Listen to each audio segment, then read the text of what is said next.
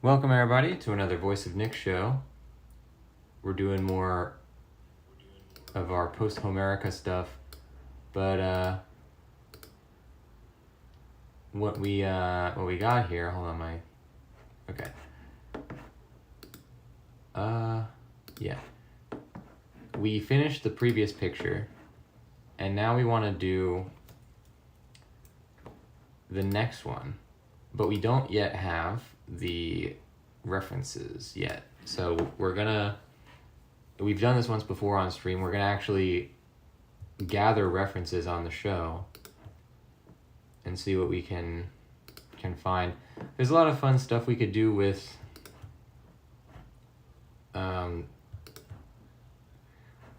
ocean themes for Greek pottery. There's a lot of great patterns. Of course, Poseidon, not only will he probably factor into this, but also maybe we'll draw a few sea creatures in there as well. So we're gonna fill up this pure ref screen here. I have it sidecard onto my MacBook, so we're just gonna drag some images onto the screen. And we're gonna crop them so that they kind of only have the parts that we need. We don't really need to see the vessel for what we're doing. So I'm not entirely sure what we're gonna do with this yet. The chapter is about the Greeks coming back from Troy, and their disaster is thrown upon them by Athena, who is extremely mad that Aias desecrated her statue. You know, the Greeks were all doing the typical killing everybody, you know, destroying the town, looting, burning, everything, except Aias the Lesser went into the shrine of Athena and did that, and Athena was extremely offended, as any god probably would be if you did something bad right inside of their shrine. So Athena punishes all the Greeks for what Aias did. And so we're just gathering a couple pictures here.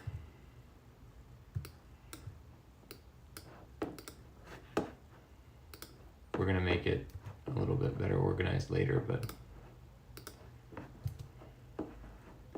so these are just some kind of ocean references that we can use. Why is this happening? Wait a sec. Can I not open this picture?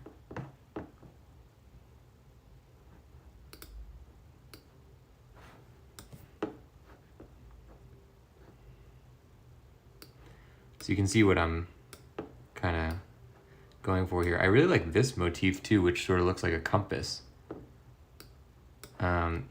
Let's actually, we're not gonna keep the whole picture like this, but we'll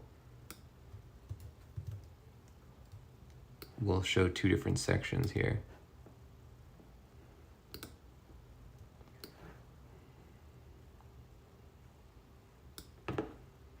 We're only keeping the parts that we think we're gonna use for each picture. Okay, that's another Odysseus. Really the most famous kind of imagery of sailing or nautical themes in Greek pottery is probably the image of Odysseus tied to his ship's mast in the Odyssey, and the sirens are like flying all around him. That's a pretty famous one.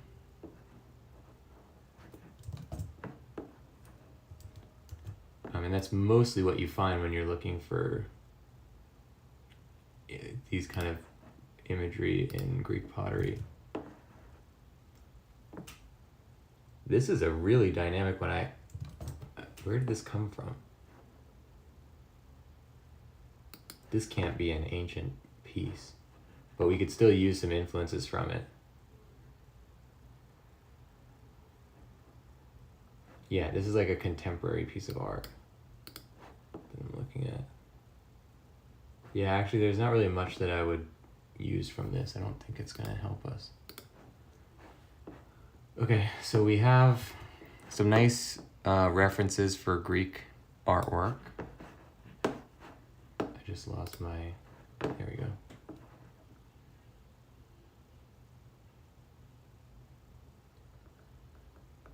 Now let's see if we can find some other stuff.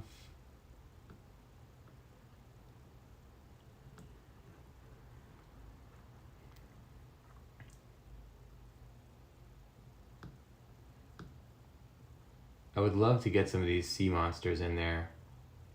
I don't really think there's any sea monsters that happen to play into this chapter, but they do, weirdly, there is a sea monster that shows up in the previous chapter, I think the one when they build the Trojan horse. They take it into Troy, and then one of the seers or priests or something from Troy,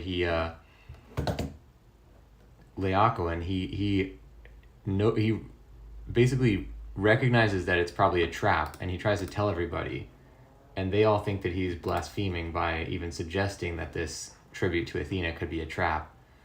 And Athena gets so mad at him that she sends 2 sea monsters, like snake things, to come out and kill his sons, and then I think they also kill him too. And so that further proves to the Trojans that it must be a holy item, because the gods are like, specifically helping or punishing those who doubt it, which seems a little unfair in my opinion. Athena's kind of tipping the scales there pretty heavy, but everybody's doing that in these stories, so whatever. Okay, so let's just take a quick look at some of these references I pulled. What do we got? I don't really like this one. We're seeing Amazon pictures now. Not really. But the thing is, we don't have to only pull from classic Greek references. Even things that look like classic Greek references work fine. See, I don't think I can pull this. Oh, no, I can. Okay. Yeah, this is something you can buy on Amazon for, let's see, $63. Something tells me it's not a, but it could always be a reproduction or something. Who knows? Definitely no price tag like you see on the right here in the real version, but yeah, as long as it looks the part, it's still fine to draw inspiration from it. It's not like we're necessarily, we're not just like putting this picture into our book. We're making it our own and inserting other elements and stuff, so it doesn't really matter if we're pulling from different sources. Oh, this one's cool. This is Poseidon sitting in a chair thing. I like this a lot, so let's see if I can get a higher res picture of it. Oh, that's very high res. And I love this, the sort of iconography of ocean waves being used as a decorative element around the borders. I was thinking too that we would try to depict the ocean in a way kind of like that. So we're just throwing references in here, and we're gonna let's save our thing here too.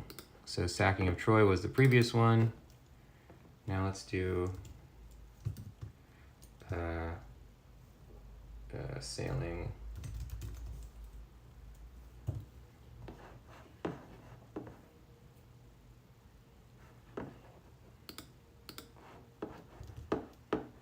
What do we got here? Goddess Athena and Poseidon, God Hermes, the messenger of gods. It only looks like Hermes to me. Hold on. This is an Etsy thing.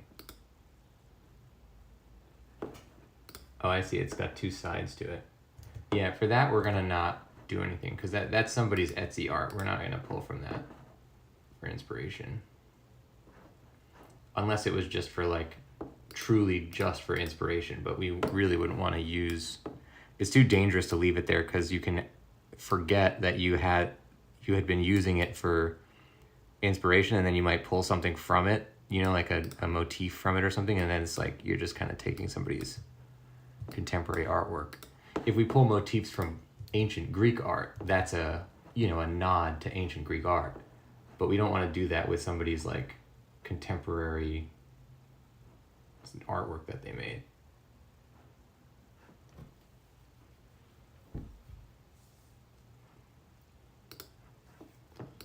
So this is something that was, apparently this is a handmade Greek plate.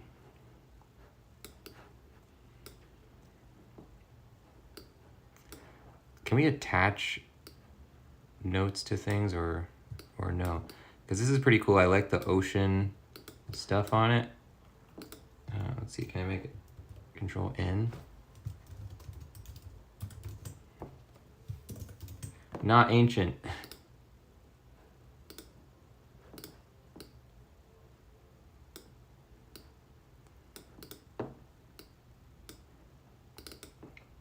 How do I... Oh, here we go. Let's just make it like red, I guess. And white. And we'll put that on any of these things. It's kind of easy to tell which ones are not, but this is our cue telling us like, please don't, let's not use any of the visuals directly from these ones.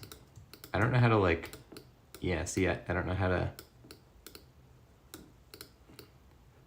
can I like attach this to this?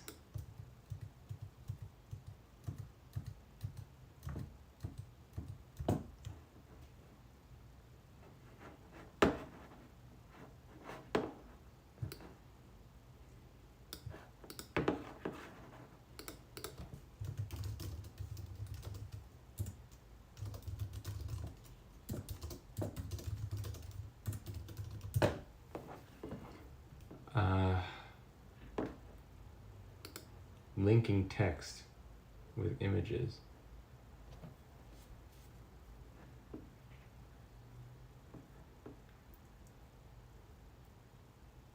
Oh, when an image is selected, oh yeah, look at that, this is linked to that. So what we want to do is,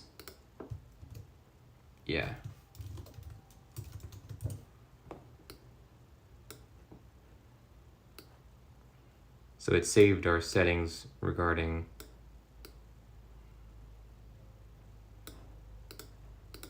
good, now that's linked to that one.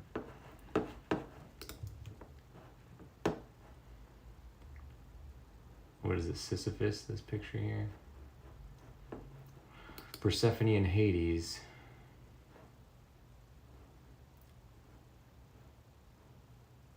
I don't know what's happening in the picture. Maybe it is Sisyphus, I forget who he tricked. Whoa. Jason and the Dragon. This is a cool one. And this is on Etsy as well. And you never know with Etsy too, where it's like it could be somebody is, doing an exact copy of an existing piece of Greek art, but you don't want to take that chance, At that point, we just don't use it. So let's take a look at what else we can get. Let's take a look at what we have, first of all. We got this nice sea art. I love this motif with the compasses. I'm going to use that. Dragon thing if we want it. Octopus thing if we want it. This, I really like the waves that look kind of like hair or something. That's pretty cool. And these waves as well. The poses are dynamic, but I'm not going to use it like that. Athena and Poseidon are the two figures I probably want. We might have some fish jumping out like that. We might use something like this bush thing or tree. Poseidon looks real cool here. This sort of looks like our Aias that we had in one of the previous chapters. And I love this crown. I don't know if this is Athena's. Oh no, it's Artemis it looks like. But I might steal this crown for Athena because that's really cool. This is cool. I just like the pose of sitting on the rock like that. So we might do something like that. But I'm starting to think that it would be better if it's like the two gods are facing off on either side of the ships, like standing there on the water. This is cool just because it's a very famous reference. I'd like to work something in from it. Maybe we'll make the ships look kind of like this. And of course, Odysseus's ship, this is an important moment for Odysseus's ship because he then gets waylaid and, you know, he ends up on this 10-year journey after the Trojan War, which becomes the story of the Odyssey. So it might be cool to work in Odysseus's ship, this one, which has this little eyeball in this famous imagery. We actually included Odysseus's ship in a previous one where Neoptolemus arrives at the war because Odysseus and Diomedes bring him there. So I figure his ship would be there. So I worked it into the side of the frame on that one. This one's cool because this is closer to the style of figures I would like to do. This is not ancient either. We should put a thing. You can see the price tag on there from Amazon. But that's not how you spell ancient. Why can't I? But it looks ancient. You know what I mean? Like it's enough that it looks the part. The problem is we got to put it somewhere that we're not blocking any interesting stuff. I also really like Poseidon's look for his trident thing there. The last thing I want to get, so let's save that. I want to get some references for like, let's take a look at like stylized ocean waves. Oh yeah, okay, this is the good stuff. Yeah. So this is from a stock photo site. Just like a bunch of ocean waves that you could use. We're not necessarily going to use these, but we're just going to use them as guidance reference. Like you'd have to pay for the stock photo if you were going to, you know, publish that picture and copy paste it into there, but we're not going to do that.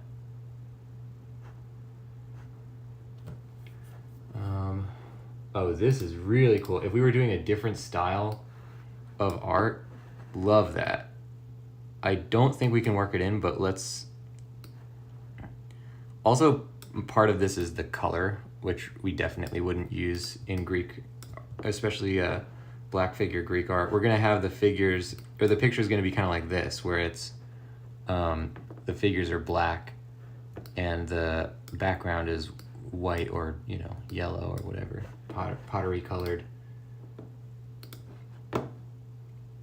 And I don't really think that this, especially this gradation, would not happen. But it's really cool, so we're just keeping it in there. And let's just do one last thing. I'm just gonna search Greek pottery sea or ocean, see what that shows. Oh, you know what? That's where we got all those sea monster pictures. Ocean, maybe?